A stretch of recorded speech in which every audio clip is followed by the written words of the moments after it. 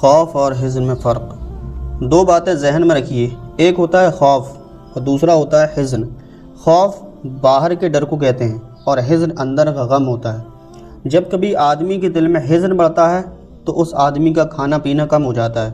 مثلا ایک ماں کا بیٹا فوت ہو گیا، کئی دن تک وہ کھانا نہیں کھائے گی۔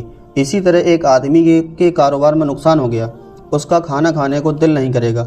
طالب علم اگر امتحان میں فیل ہو گیا تو اچھے کھانے گھر میں ہونے کے باوجود اس کا دل نہیں چاہے گا۔ تو جب حزن بڑھتا ہے تو کھانا پینا کم ہو جاتا ہے، اور جب خوف بڑھتا ہے تو انسان گناہ کرنا کم کر دیتا ہے۔ اسی لیے جس کے دل میں خوف خدا ہوگا وہ گناہوں سے بچے گا، گناہ آٹومیٹک ختم ہو جاتے ہیں۔ اس کی مثال یہ ہے کہ جس آدمی کو پھانسی پر چڑھانے کا حکم دے دیا جائے وہ اپنی تنہائی میں کال کوٹری میں بیٹھ کر گناہوں کی پلاننگ نہیں کیا کرتا۔ اس کے دل پر ایسا غم سوار ہوتا ہے کہ گناہوں کی طرف اس کا دھیان نہیں جاتا۔ اس کو ہر دم یہ خوف لگا ہوتا ہے کہ کل مجھے پھانسی پر لٹکا دیا جائے گا۔ تو خوف انسان کو گناہوں سے بچانے کی کنجی ہے۔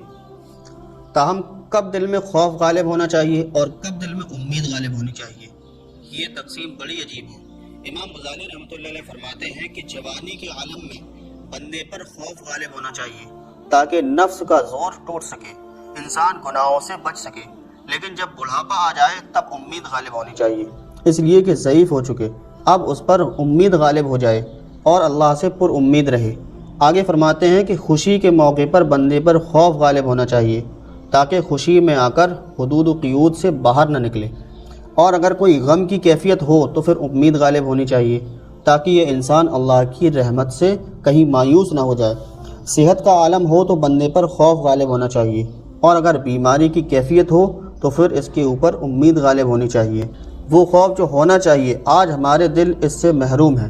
یہ خوف اللہ رب العزت کی عجیب نعمت ہے، اسے مانگنا چاہیے۔ اے اللہ ہمیں ایسا خوف عطا فرما کہ جس کی وجہ سے ہم گناہوں سے بچ کر زندگی گزار سکیں، معصیت سے خالی زندگی گزار سکیں۔